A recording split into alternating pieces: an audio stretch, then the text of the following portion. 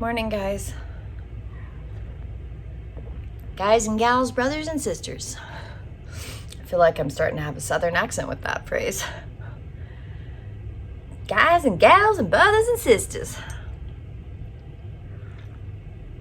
Okay, it doesn't even sound good in my ears. Astra, are you gonna settle, please? If I look like a freight train ran over me, it's called Tuesday.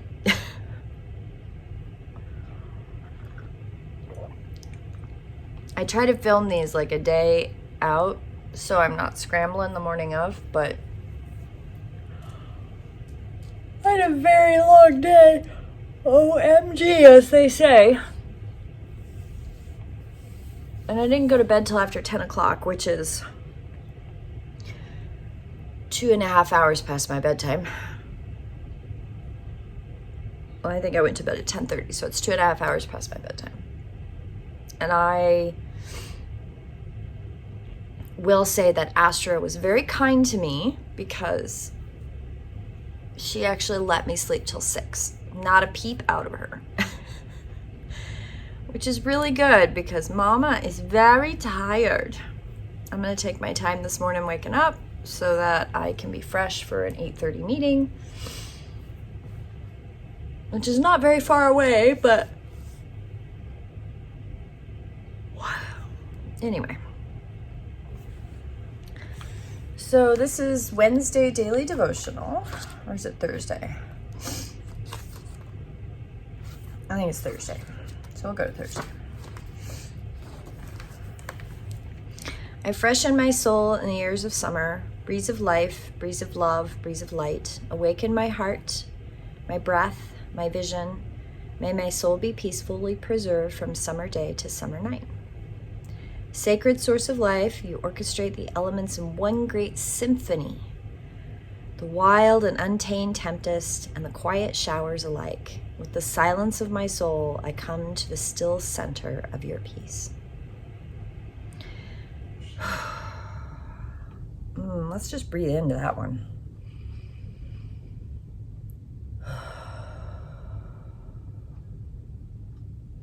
Oh yeah, that feels better. Teacher of my soul, may the blessings of life be the breath of believing as I trustfully turn to you. Help me trust the answers that arise as I consider the question of this day. For the unwanted, the disfigured, and the wounded ones to go unnoticed in all the places of the world. I call upon the companion of comfort and the holy ones to ease their isolation and their pain.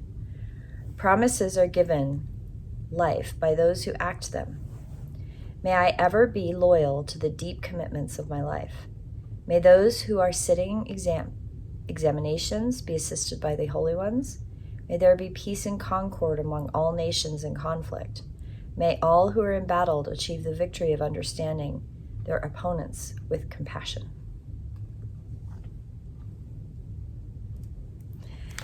Oh my goodness. So today's card, I'm going to take a sip of tea.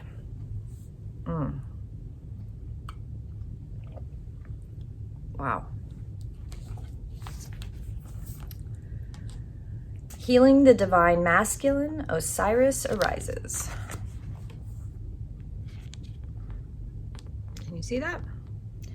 The divine masculine within men and women is the energy that allows for protection, discernment, healing, and a sense of deep safety and holding, even through the most uncomfortable circumstances of life.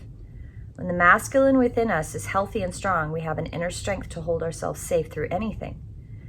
Your inner masculine is going through healing, growing stronger, and his ability to offer you inner protection and stability so that your inner feminine can blossom with creative expression.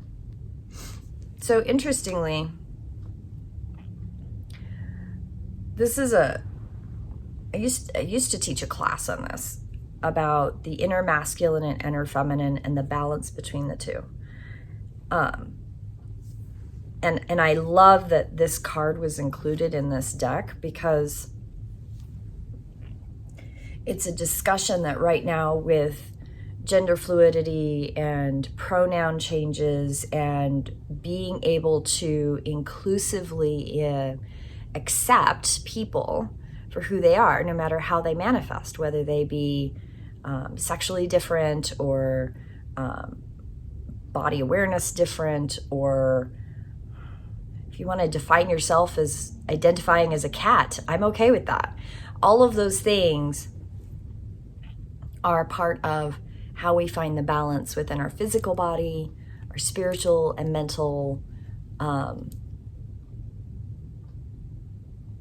what's the word I'm looking for? The cohesive unit of all of them, right? The inner masculine and the inner feminine need each other. When they are in good inner relationship with us, we feel like healthy, whole human beings.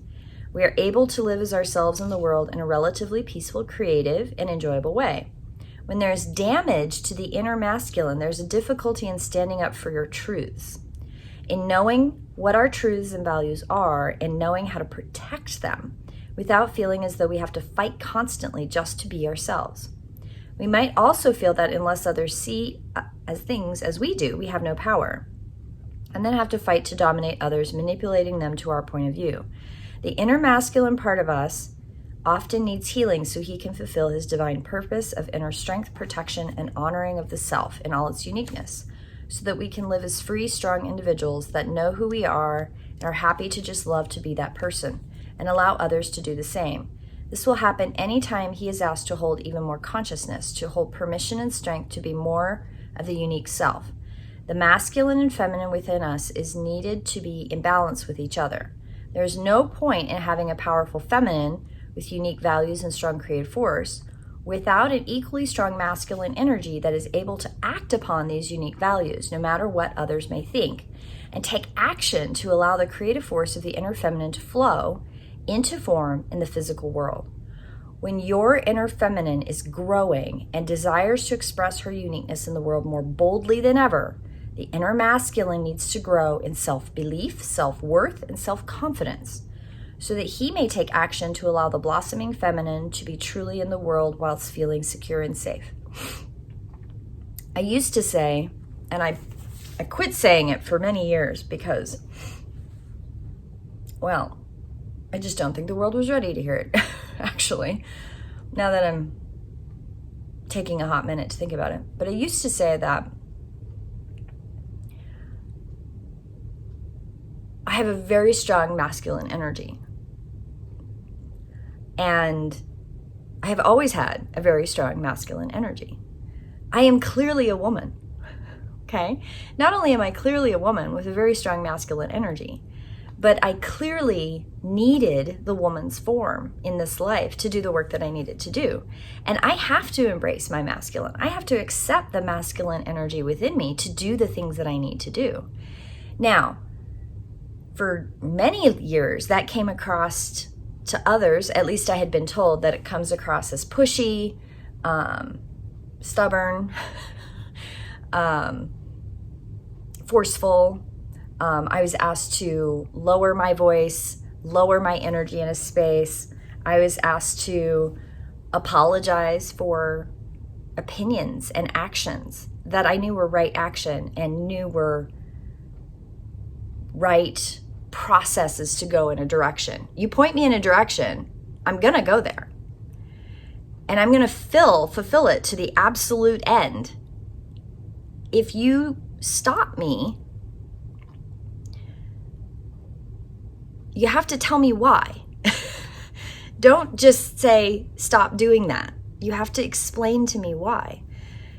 Because the strength that I have, my masculine strength balanced with my feminine energy of creation, if that's what you want to call it.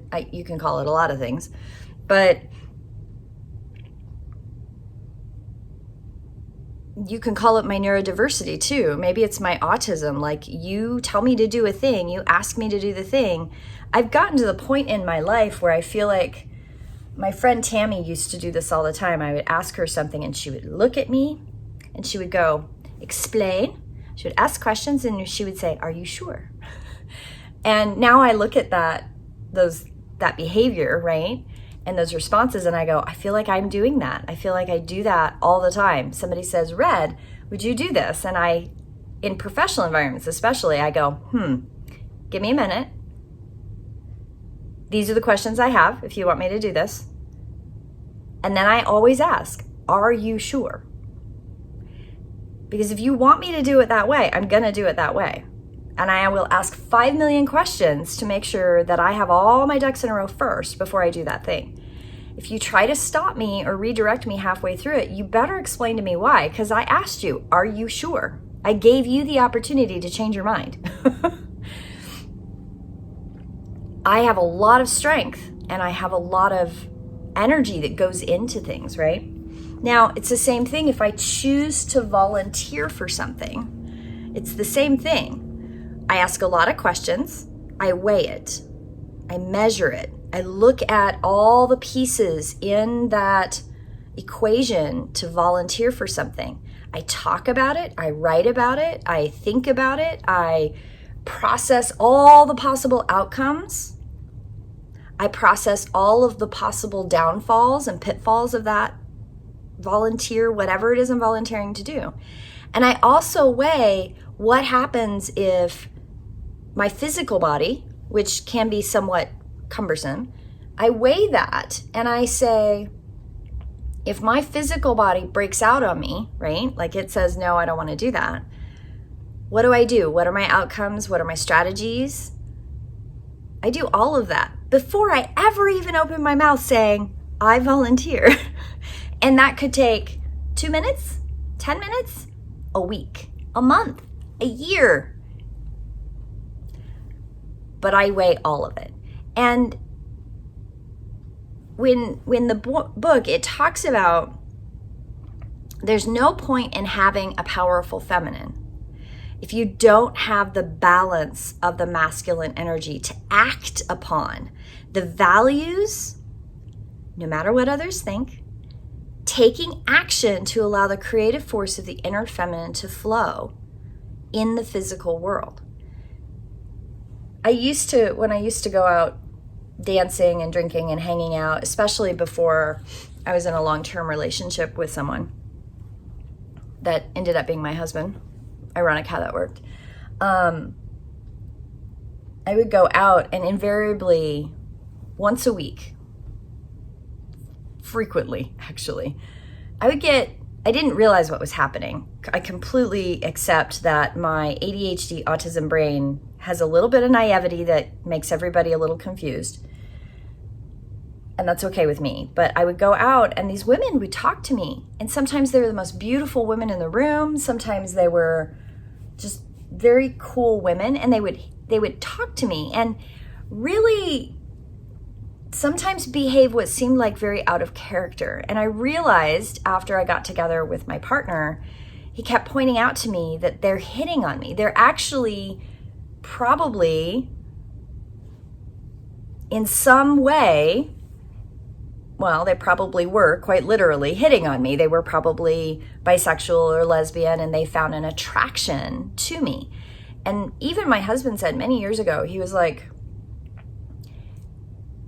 you're so strong. He goes, I was very much attracted to you because you have this beautiful femininity to you, but you also have this strength. Like I can stand next to you and know that you're going to be strong in who you are as a woman. He goes, that's extraordinarily attractive.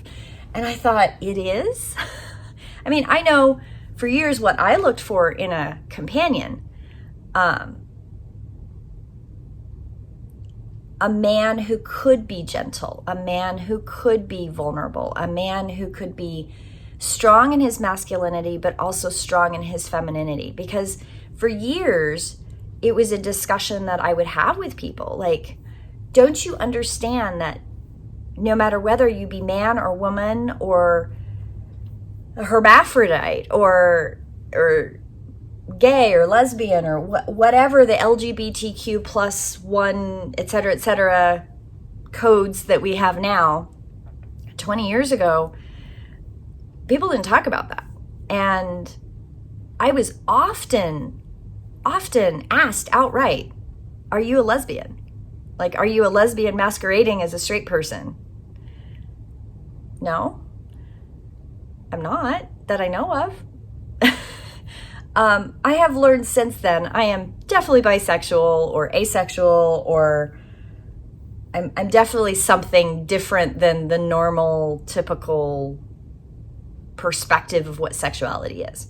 And I'm not apologetic about it. I'm not apologetic about the confusion that I create because I know that I have worked very hard in my life to embrace all the pieces of who I am. And all of those pieces can come across as very, very dominant in places that I need to be strong. I have worked in places, I'll use an example of a place many years ago where I worked in an all-male industry, and I was the only woman manager in the entire company. Well, one other woman manager, and then me. And when I come back to the oracle about the inner masculine part of us needs healing so that he can fulfill his divine purpose of inner strength, protection, and honoring of the self and all its uniqueness, so that we can live as free, strong individuals that know who they are and are happy to just love and be that person and allow others to do the same. I've often worked in all male environments, very rarely with another woman. And there was a time that I had to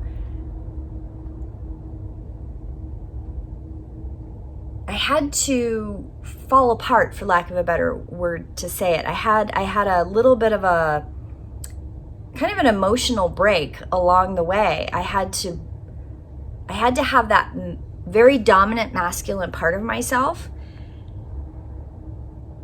be crushed. And in the process of having that crushed, falling apart time, I also had the feminine part crushed. You could say I had like a mental breakdown, but that's not really what happened. It was a place where I had to go within myself and rebuild, very much as Isis rebuilt Osiris and brought him from all of his pieces back.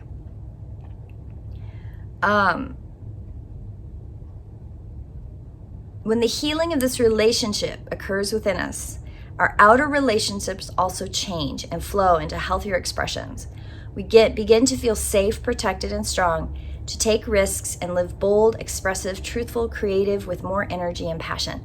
That's the thing. I had to fall apart. I had to completely go into a dark place with my masculine, feminine strength. I had to completely fall apart to rebuild that, to trust it. When I was able to do that with more awareness, it has really helped me understand that I can pull from that masculine strength in smaller doses, for lack of a better term, right? So smaller doses, so that when I go into an environment and I need to pull a little bit of that masculine forward, I can do so. And I can do so in a way that is not so in your face to others, making them uncomfortable. I can be authentically me, expressing my masculine and feminine as I need to, without bowling over and shocking the people that I'm around. Because when I pull all of my masculine energy into a room, and this is why it was happening at bars and going out dancing all the time, it took me a while I knew I was doing it, but I had to figure out how to do it less and still be effective. So I had a really traumatic thing happen to me many years ago, and as a result, every time I was going out, I was pulling all of that masculine energy forward, and it was in everybody's face. So I was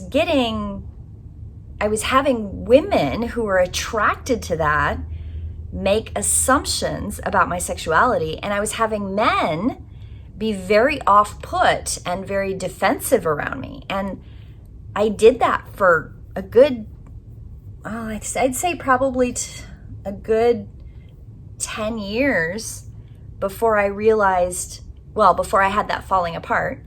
And once I had the falling apart, I realized that I don't have to do it all or nothing, because that's what I was doing after that traumatic event. I did it all or nothing.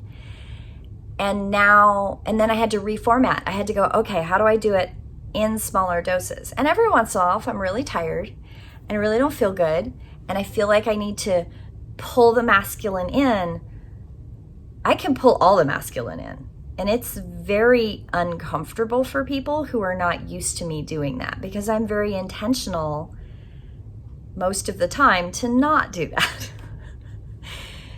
It's very confusing to people to see this relatively small, petite woman be so masculine. It makes people uncomfortable. Though my husband says it's part of why he was initially attracted to me. He's like, you're really strong. I love that about you. I don't worry about you when you can pull on that. So I think what I like about today's card is that I got to talk about the divine masculine and feminine within us.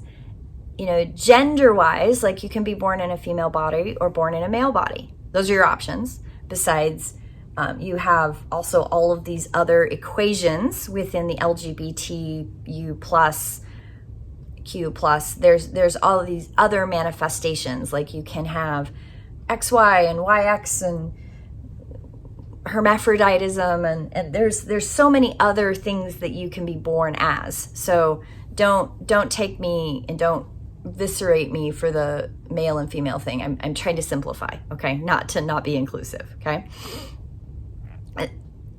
But that's what I mean. Like, you can't simplify it, because we have male and female within all of us. And then you also have that aspect of neutral. You have that aspect of the energy, when balanced, comes into a place of neutral, and it doesn't apply anymore. And I have very strong and very feminine energy, but I can neutralize it. I can make it very neutral. And that also freaks people out because they don't expect that either. So I love that this card came up. This is important to talk about, that we all have these aspects within us, and to be afraid to talk about it is so sad, because 20 years ago I wanted to talk about this. I talked about learning how to balance the masculine and the feminine, and it really made people uncomfortable. And I am so glad that we can talk about this now, because in spirituality, in how we connect into the divine, it is important to recognize the fluidity of how we pull this energy and how we use it in our life. And I get very excited when I get to talk about things that 20 years ago I couldn't really talk about except with maybe 3 or 4 people. And even then they were like, okay, you probably don't want to say that really loudly. Shh. I don't like to be shushed. Just saying.